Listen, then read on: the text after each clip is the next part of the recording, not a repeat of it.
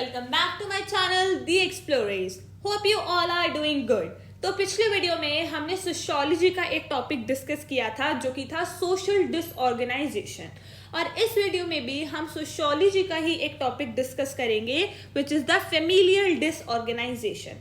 So let us begin without wasting any time, but please don't forget to subscribe my channel and like, comment and share my videos.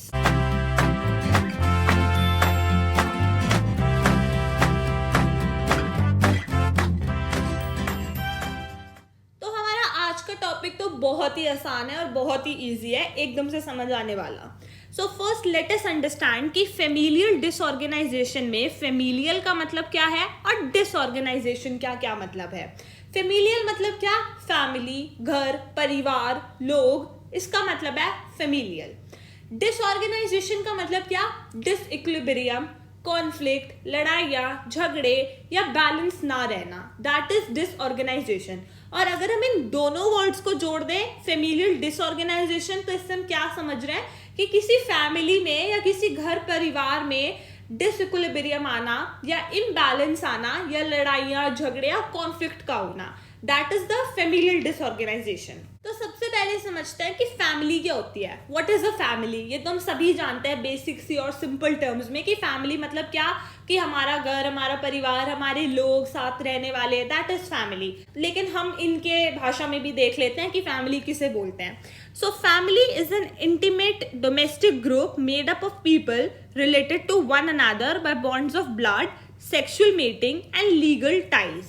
Which means कि family क्या होती है? Family एक intimate domestic group होता है. Intimate domestic group means कि एक group of people जो आपस में एक दूसरे के साथ रहते हैं, एक इंटीमेसी होती है, एक घर में रहते हैं, एक दूसरे के साथ रहते हैं, एक प्यार का बॉन्ड होता है. Made up of people related to one another by bonds of blood. तो फैमिली में कैसे लोग होते हैं? वो लोग होते हैं जो आपस में एक दूसरे से कनेक्टेड होते हैं, आपस में एक दूसरे से रिलेटेड होते हैं by bonds of blood. Bonds of blood means कि बायोलॉजिकल रिलेशंस होते हैं, ब्लड रिलेशंस होते हैं. Sexual mating and legal ties, और वो ऑफिशियली एक दूसरे के साथ रहते हैं और लीगली वो आपस में एक दूसरे के साथ कनेक्टेड होते हैं, बायोलॉजिकली कनेक्टेड होते हैं. तो उन लोगों का जो ग्रुप होता है that is known as family.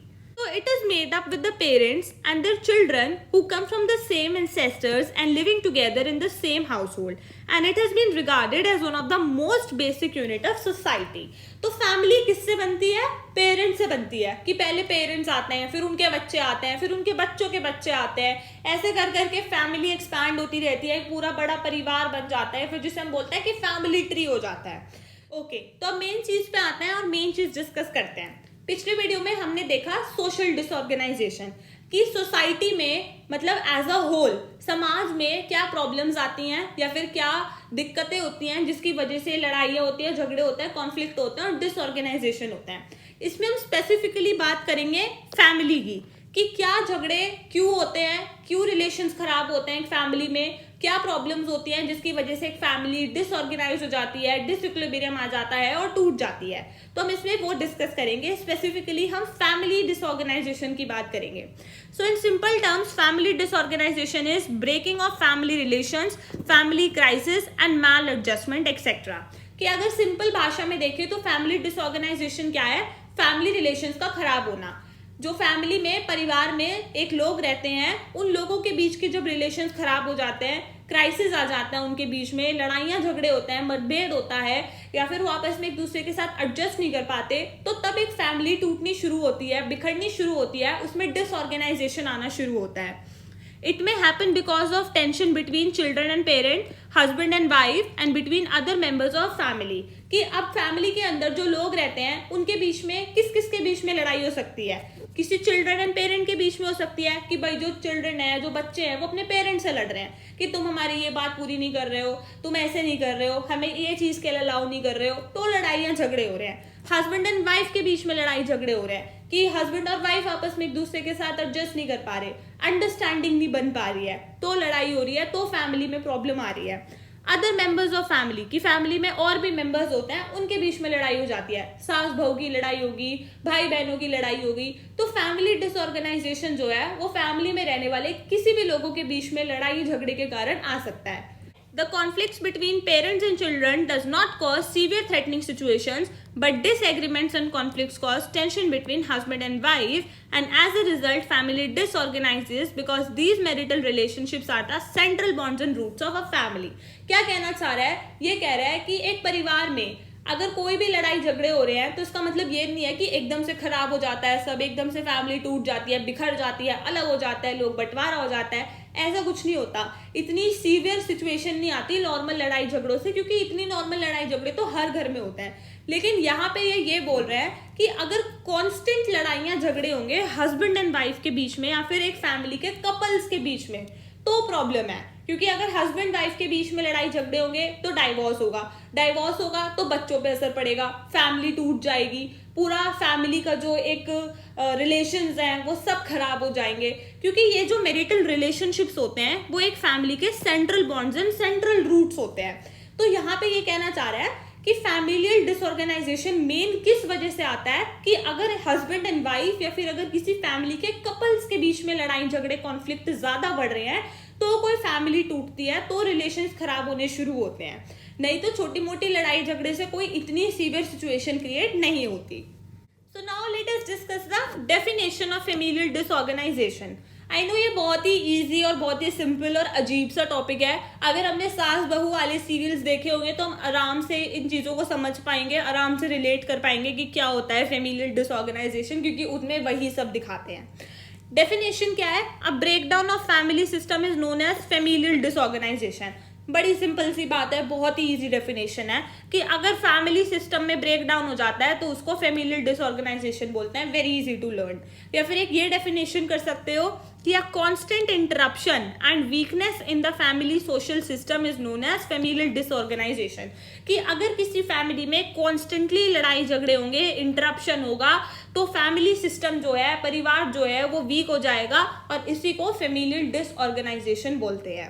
चलो now let us discuss the causes of familial disorganization, कि क्या वजह होती है, क्या कारण होता है, लड़ाई क्यों होती है, झगड़े क्यों होते हैं फैमिली में, क्या होता है। So the very first is lack of privacy, कि ये तो हम सभी जानते हैं, कभी कभी बच्चों को ये लगता है कि उनको अपने घर में प्राइवेसी नहीं मिल पा रही, उनके पेरेंट्स, उनके ग्रैंड पेरेंट्स बहुत ज़्यादा इंटरफेयर करते हैं उनकी लाइफ में, तो उनको इनफ प्राइवेसी नहीं मिल पा रही अपने कुछ काम करने के लिए।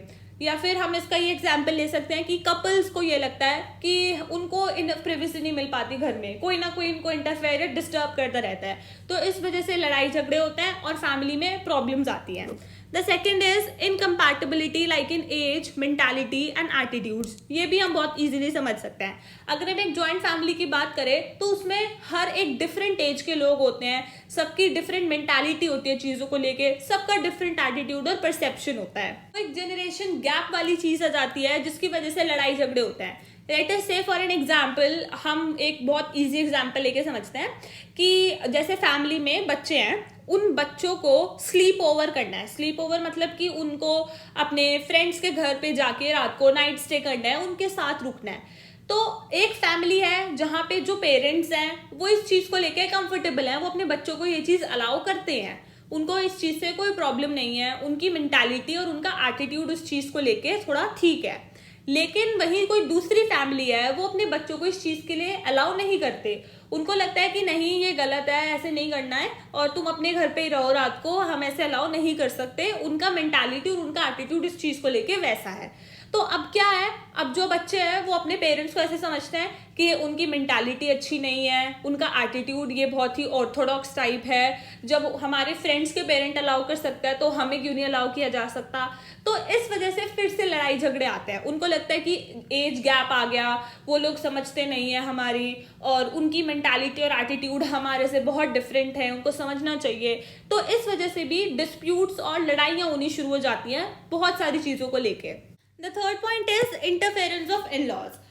तो ये पहले के टाइम में ज़्यादा होता था कि इन लॉज जो होते थे वो बहुत ही इंटरफेयर करते थे एक मैरिटल रिलेशनशिप में या कपल्स के बीच में। लेकिन आज के टाइम पे सब बहुत ही ज़्यादा कूल है, तो इतना इंटरफेरेंस इन लॉज का नहीं होता। अब लाइक ऐसे होता है, इन लॉज भी ये सोचते हैं कि कोई बात नहीं, अपने आप देखेंगे, अपने आप करेंगे, तो वो इतना इंटरफेयरिंग नहीं होते। लेकिन पहले के टाइम में ज़्यादा होता था, तो जो इन लॉज होते थे वो बहुत ही रेस्ट्रिक्शंस लगाते थे या फिर बहुत ही बाउंडेशंस लगाते थे, या फिर मतलब ऐसा होता था कि हर एक डिसीजन में उनका इंटरफेरेंस इंटरफेरेंस होता था कि ऐसे करना है, ऐसे नहीं करना, या नहीं जाना, और अगर कुछ भी डिसीजन लिया जाएगा तो वो हमसे पूछ के करना है। तो मतलब पहले बहुत इंटरफेरेंस होता था, तो इस वजह से फेमिलियल डिसऑर्गेनाइजेशन या फैमिली में डिस्प्यूट्स होते थे।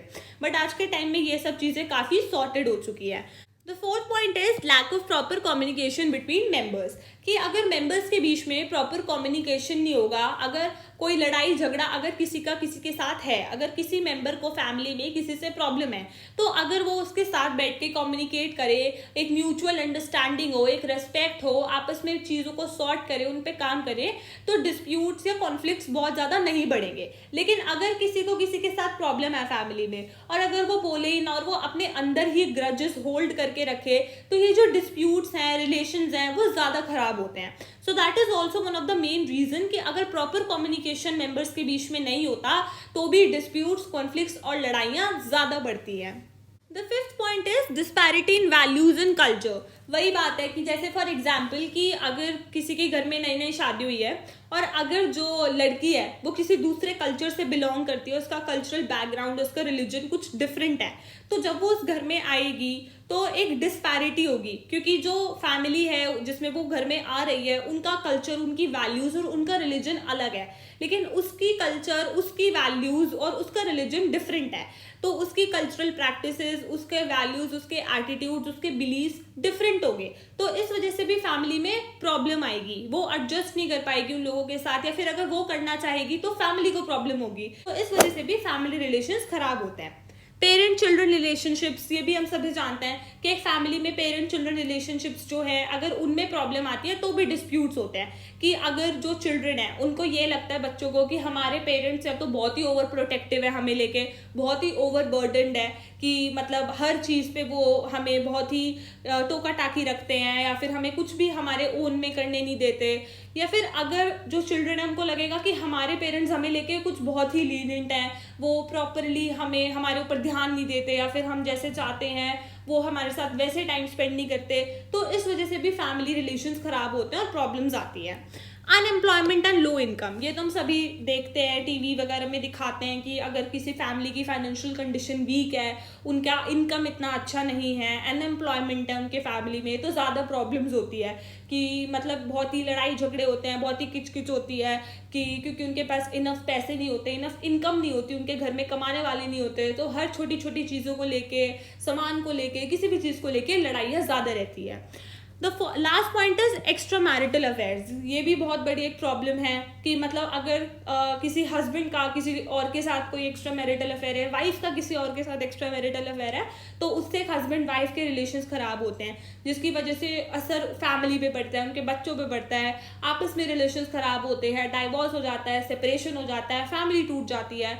So now let us discuss the effects of familial disorganization. तो अगर किसी चीज़ के कॉज हैं तो उस चीज़ के इफेक्ट्स और रिजल्ट्स भी ज़रूर होंगे। तो अब हम ये डिस्कस करते हैं कि अगर फैमिली के अंदर डिसइक्विलिब्रियम या इम्बैलेंस आता है तो उसके क्या इफेक्ट्स होते हैं, क्या रिजल्ट्स होते हैं। तो the very first point is failing of healthy relationships. Obviously सी बात है कि अगर किसी फैमिली में मेंबर्स के बीच में अगर लड़ाई होंगी, झगड़े होंगे, तो लोगों के जो रिलेशनशिप्स है विद इन अ फैमिली वो बेकार होने शुरू हो जाएंगे, वो डेटेरिएट होने शुरू हो जाएंगे, वो वीक होने शुरू हो जाएंगे। So that is the failing of healthy relationships. The second point is separation of family, कि कभी कभी एक्सट्रीम और सिवियर केसेस में बात यहाँ तक पहुंच जाती है कि फैमिली मेंबर्स डिसाइड कर लेते हैं कि हमें सेपरेशन चाहिए, हमें सेपरेट होकर रहना है, हमें अलग रहना है, हम फैमिली में एडजस्ट नहीं कर पा रहे, या फिर बहुत इंटरफेरेंस है, या फिर हमें प्रिवेसी नहीं मिल पा रही। The third point is development of detachment for each other, कि अगर फैमिली में लोगों के बीच में प्रॉब्लम्स ऐसे ही बढ़ती जाएंगी तो एक पॉइंट ऐसा भी आता है कि आपस में जो लोग होते हैं, फैमिली मेंबर्स होते हैं, वो एक दूसरे से डिटैच्ड हो जाते हैं, कोई अटैचमेंट नहीं रहता एक दूसरे से, प्यार की, केयर की, अफेक्शन की, ये सारी जो फीलिंग्स होती हैं ये खत्म हो जाती हैं, और आपस में जो लोग होते हैं, फैमिली मेंबर्स होते हैं, वो एक दूसरे के लिए ग्रजेस होल्ड करके रखते हैं और रिसेंटमेंट जैसी फीलिंग्स होती है। The fourth point is divorce. इस पॉइंट में तो कुछ ऐसे समझाने वाली बात ही नहीं है, ये तो हम सभी जानते हैं कि अगर फैमिली में कोई कपल है या फिर कोई मैरिटल रिलेशनशिप है या हस्बैंड एंड वाइफ का रिलेशनशिप है, तो अगर उसमें बहुत ही ज़्यादा प्रॉब्लम्स आती हैं तो इवन डाइवोर्स तक हो जाता है, कि मतलब अगर एक्स्ट्रा मैरिटल अफेयर है या फिर वो लोग आपस में कंपैटिबल नहीं है, अंडरस्टैंडिंग नहीं है, या फिर वो कुछ भी प्रॉब्लम हो सकती है। Next point is physical violence और यूज ऑफ अब्यूजिव लैंग्वेज। तो ये तो हम आज भी ऑब्जर्व कर सकते हैं, स्पेशली उन फैमिलीज में जो बहुत ही इलिटरेट होती हैं या फिर जिनको इतनी अवेयरनेस नहीं है चीज़ों को लेके या एजुकेटेड नहीं है, कि क्या होता है कि अगर विद इन अ फैमिली कोई कपल या कोई मैरिटल रिलेशनशिप है या कोई हस्बैंड एंड वाइफ का रिलेशनशिप है और अगर उनके बीच में कोई कॉन्फ्लिक्ट है, लड़ाई है, झगड़े हैं, कुछ भी है, तो जो मैन है या मेल है वो बहुत ही ज़्यादा डोमिनेटिंग होता है टुवर्ड्स हिज वाइफ। वो फिजिकल वायलेंस करता है उसके साथ और डोमेस्टिक वायलेंस करता है और मेंटली टॉर्चर भी करता है और अब्यूजिव लैंग्वेज यूज करता है। तो ये भी वन ऑफ द कॉन्सिक्वेंस हो सकता है कि अगर विद इन अ फैमिली किसी मैरिटल रिलेशनशिप में प्रॉब्लम है। The next point is anxiety, loneliness and depression. ये भी बहुत कॉमन सी चीज़ है। जैसे फॉर एग्जाम्पल कोई जॉइंट फैमिली है, उस जॉइंट फैमिली में कुछ मेंबर्स ने ये डिसाइड किया कि हमें साथ में नहीं रहना, हम जॉइंट फैमिली के सिस्टम में नहीं रह सकते और हमें अपनी अलग फैमिली चाहिए, हम अलग जाके रहना चाहते हैं किसी भी रीज़न की वजह से। तो उससे क्या होता है कि हमने ये चीज़ बहुत ऑब्जर्व की है कि जो बड़े बुजुर्ग लोग होते हैं उस फैमिली के, वो काफ़ी ज़्यादा स्ट्रेस्ड हो जाते हैं, वो बहुत ज़्यादा डिप्रेस्ड हो जाते हैं इस चीज़ को लेके कि हमारी फैमिली टूट रही है, हमारा घर बिखर रहा है, हम ऐसे सेपरेशन हो रहा है हम लोगों का, हम ऐसे अलग अलग रहेंगे, दूर रहेंगे। तो फैमिली में ये जो प्रॉब्लम्स होती हैं, ये सेपरेशन होता है, ये सारी चीज़ें जो हैं वो लोगों को एंग्जाइटी, लोनलीनेस एंड डिप्रेशन में भी डाल देती हैं। And the last point is engagement in delinquent behaviours, कि जब फैमिली में रोज़ की किच प्रॉब्लम्स, दिक्कतें, परेशानियां, लड़ाइयाँ, झगड़े ये सब होंगे, तो एक पॉइंट ऐसा आता है कि जो लोग होते हैं वो बहुत ही फ्रस्ट्रेटेड हो जाते हैं, वो बहुत ही डिप्रेस्ड हो जाते हैं इन सारी सिचुएशंस को लेके और वो अपने आप को डेलिंक्वेंट बिहेवियर्स में एंगेज कर लेते हैं, जैसे कि ड्रग्स में या फिर चोरी चकारी में या फिर कुछ भी ऐसा नॉर्मल से बिहेवियर में वो अपने आप को एंगेज कर लेते हैं। So now let us discuss the suggestions on family disorganisation, कि वो क्या रिकमेंडेशंस हैं या क्या सजेशंस हैं जिस वजह से जो घर परिवार में डिसइक्विलिब्रियम और इम्बैलेंस आता है वो कम हो सकता है या फिर खत्म हो सकता है। तो बहुत ही बेसिक चीजें हैं और 5 ही पॉइंट्स हैं। The very first point is adjustment with each other, कि अगर फैमिली मेंबर्स आपस में एक दूसरे के साथ एडजस्ट करें, छोटी छोटी बातों पे लड़ाइयाँ ना करें, तो प्रॉब्लम्स जो हैं वो काफ़ी हद तक कम हो सकती हैं। The second point is economic balance, कि अगर घर में एडिक्वेट इकोनॉमिक रिसोर्सेज होंगे, जितने लोग हैं उस हिसाब से कमाने वाले होंगे, जितने लोग हैं उस हिसाब से घर की इनकम होगी, एम्प्लॉयमेंट होगी, तो भी जो घर परिवार में प्रॉब्लम्स हैं, लड़ाइयाँ हैं, वो कम हो जाएंगी। क्यों? क्योंकि जो भी मटेरियलिस्टिक चीज़ों को लेके किचकिच रहेगी वो कम हो जाएगी, पानी को लेके, इलेक्ट्रिसिटी को लेके या फिर जो भी ये प्रॉब्लम्स होती हैं पैसों से रिलेटेड घर में, वो भी कम हो जाएंगी, तो लड़ाई झगड़े और कॉन्फ्लिक्ट्स भी कम होंगे। The third point is mutual understanding and cooperation, कि अगर फैमिली मेंबर्स एक दूसरे के साथ कॉपरेट करें, एक दूसरे को अंडरस्टैंड करें, एक दूसरे को समझे, एक दूसरे के साथ एडजस्ट करने की कोशिश करें, तो भी जो फैमिलियल डिसऑर्गेनाइजेशन है वो कम हो सकता है। The next point is awareness and education, कि अगर फैमिली में जो मेंबर्स हैं वो एजुकेटेड होंगे, वो थोड़े लिटरेट होंगे, तो उनको पता होगा कि क्या चीज़ इंपॉर्टेंट है, क्या चीज़ इंपॉर्टेंट नहीं है, किन चीज़ों पे लड़ना चाहिए, किन चीज़ों पे लड़ना नहीं चाहिए। उनको पता होगा कि फैमिली की इंपॉर्टेंस क्या होती है और वो ऐसे छोटी छोटी चीज़ों पे कॉन्फ्लिक्ट्स नहीं करेंगे, लड़ाई झगड़े नहीं करेंगे, तो फैमिलियल डिसऑर्गेनाइजेशन भी कम होगा। And the last point is support for each other, ये हम ऑलरेडी बाकी सारे पॉइंट्स पे डिस्कस कर चुके हैं कि अगर आपस में एक दूसरे के लिए फैमिली मेंबर्स का म्यूचुअल सपोर्ट होगा, अगर अच्छे वक्त में बुरे वक्त में साथ देंगे, प्यार से रहेंगे, एम्पैथेटिक होंगे, कंपैशन होगा, जेनरसिटी होगी, तो भी जो लड़ाई झगड़े हैं वो कम होंगे एक फैमिली में। So this is all about the familial disorganization. If you guys have any doubt, you can ask me in the comment section. And don't forget to subscribe my channel and like, comment and share my videos.